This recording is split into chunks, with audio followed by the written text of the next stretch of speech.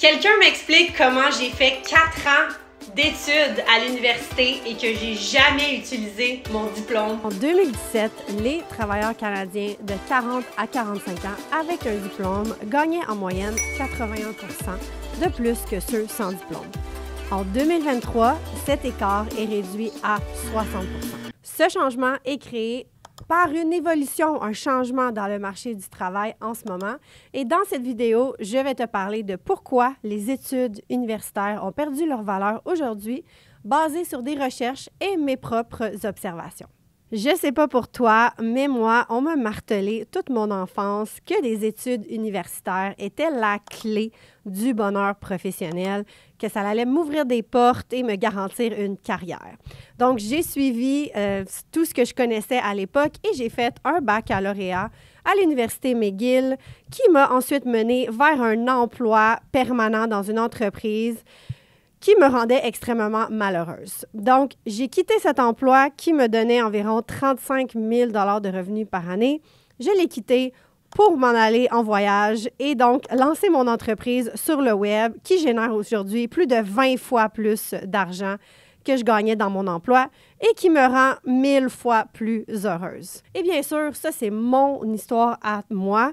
Je sais que tout le monde a des histoires différentes, mais je remarque surtout dans mon entourage, surtout pour des gens de mon âge qui sont nés dans les années 80 ou dans les années 90, qui ont fait des études et que leur diplôme ne leur a pas garanti un bonheur professionnel comme on avait été promis. Le premier point dont je veux parler dans cette extinction de valeur pour les études, c'est la montée du web et l'accessibilité à l'entrepreneuriat. Donc, l'Internet a ouvert des portes à n'importe qui peut utiliser l'Internet, donc la population générale, et a donné des opportunités pour devenir entrepreneur, littéralement à partir de ton sous-sol, sans investissement majeur, sans expérience et sans diplôme. Donc, j'en suis la preuve vivante. J'ai lancé mon entreprise sur un laptop en voyage avec même pas 1000 $ dans mon compte de banque et j'ai réussi à créer une entreprise aujourd'hui qui est beaucoup plus grosse que ça. C'est sûr que ce n'est pas l'objectif de tout le monde d'avoir des grosses entreprises, mais je veux mentionner que c'est possible aujourd'hui de créer une carrière que tu aimes en faisant quelque chose que tu aimes sur un ordinateur de manière super accessible. Donc, les métiers ou les activités qui sont intéressantes dans ce point sont tous les métiers du web, comme être rédacteur web, comme je le fais, intégrateur, designer graphique, gestionnaire de réseaux sociaux. Il y a aussi le e-commerce, le marketing en ligne, l'affiliation sur les réseaux sociaux et j'en passe. C'est surtout les générations les plus jeunes qui commencent à voir cette accessibilité-là à l'entrepreneuriat et réalisent qu'ils n'ont pas besoin d'aller à l'école pendant longtemps et de s'endetter pour créer une carrière qui les rend heureux. Donc, il y a une étude qui a été faite par WP Engine en 2020 qui rapporte que 62% des gens de la génération Z, donc les gens nés entre 1997 et 2012, avaient des projets de créer leur propre entreprise ou avaient déjà leur propre entreprise. Et il y a des recherches encore plus récentes de Square qui montrent que c'est plus que 84% de la génération Z qui souhaitent créer leur propre entreprise. On peut les comprendre, ces gens sont attirés par l'accessibilité, puis ils réalisent qu'on n'a pas besoin de passer des années à l'école, de s'endetter, de déménager, de changer de vie pour pouvoir faire des études, pour ensuite avoir peut-être une chance d'avoir une carrière. Ils ont réalisé que maintenant, c'est littéralement au bout de nos doigts, sur nos téléphones mobiles, sur nos ordinateurs, qu'on peut maintenant créer une entreprise et gagner de l'argent selon nos propres termes. Du côté des salariés, il y a une autre recherche intéressante qui, je pense, décourage les gens de la génération plus jeune. Donc, les diplômés continuent aujourd'hui d'avoir un avantage salarial, mais cet avantage semble descendre de génération en génération. Donc, aujourd'hui, il y a seulement 25% des jeunes de 20 à 25 ans qui profitent d'un avantage salarial en étant diplômés vs ceux qui ne sont pas diplômés. Mais chez les gens de 45 à 49 ans, c'est plutôt 71% des gens qui profitent de cet avantage. Donc, on voit que ça diminue de génération en génération. Le deuxième point sur pourquoi les études ont perdu de la valeur, c'est l'augmentation des salaires pour les emplois moins qualifiés. Donc, au Québec, on a une main-d'œuvre gourmande en termes d'emplois moins qualifiés, notamment dans les secteurs de la construction, de la santé et de l'éducation. Puis parce qu'on a besoin de gens pour faire ces emplois, le Québec augmente les salaires pour les rendre plus attirants pour ces gens. Puis ces emplois-là n'ont souvent même pas besoin de diplôme secondaire ou juste un diplôme secondaire.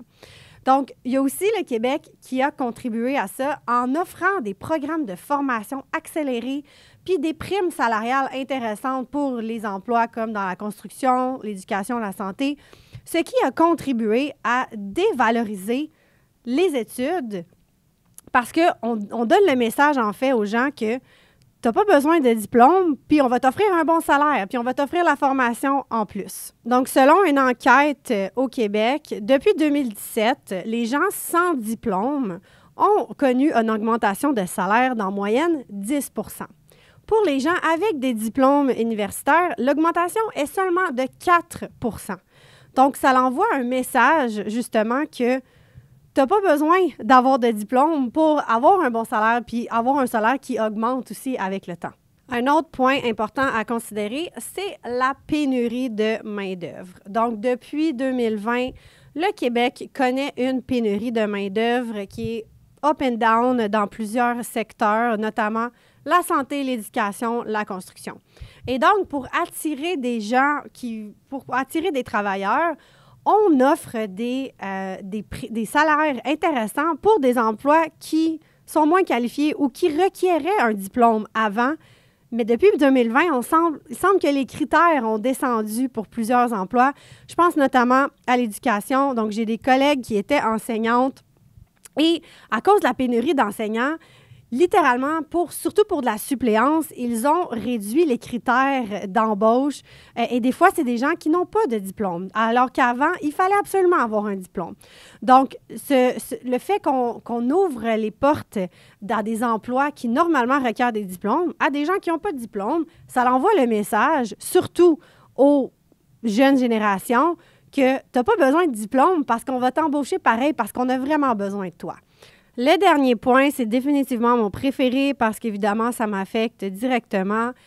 C'est les parents d'aujourd'hui qui n'enseignent plus autant qu'avant à leurs enfants de faire des études universitaires.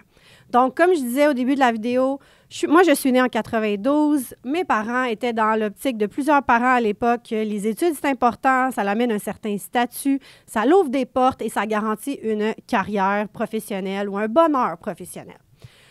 Étant maintenant parent moi-même et ayant fait un diplôme universitaire qui finalement ne m'a pas mené à ses portes et tout ce qu'on m'avait promis, est-ce que je vais vraiment vouloir que ma fille aille à l'université? Si elle veut y aller, bien sûr, elle peut y aller, mais est-ce que je vais vraiment l'encourager autant que mes parents m'ont encouragé?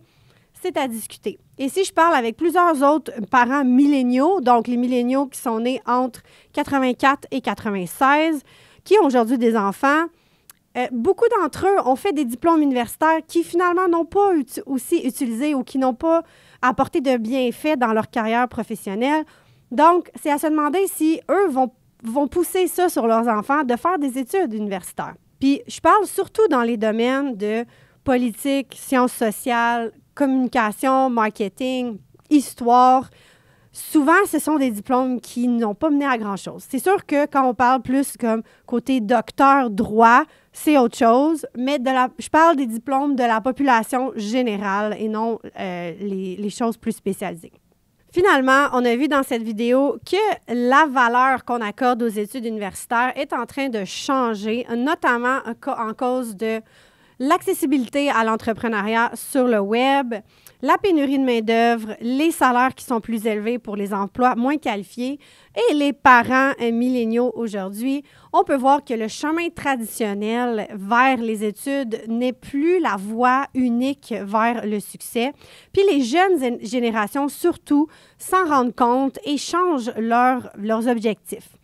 Il y a tellement d'alternatives aujourd'hui pour acquérir des compétences sans avoir à passer 4 ans, 5 ans à l'université, à dépenser des dizaines de milliers de dollars si on inclut tout, et à s'endetter peut-être, puis à aussi perdre quand même beaucoup de temps. Il y a maintenant des formations en ligne que tu peux faire de ton ordinateur par des gens qui ont atteint des résultats que peut-être tu veux atteindre, contrairement à certains profs universitaires qui, des fois, n'ont jamais mis les pieds sur le terrain de la chose qu'ils enseignent. Donc, formation en ligne. Puis, je pense aussi que les universités vont devoir s'adapter. Parce que si c'est considérant que c'est l'évolution qui arrive maintenant et que ça perd de la valeur, il va falloir qu'ils s'adaptent parce qu'il n'y aura plus beaucoup de monde qui vont aller à l'université. Donc, ils vont perdre de l'argent. Donc, ils ne pourront plus rester ce qu'ils étaient.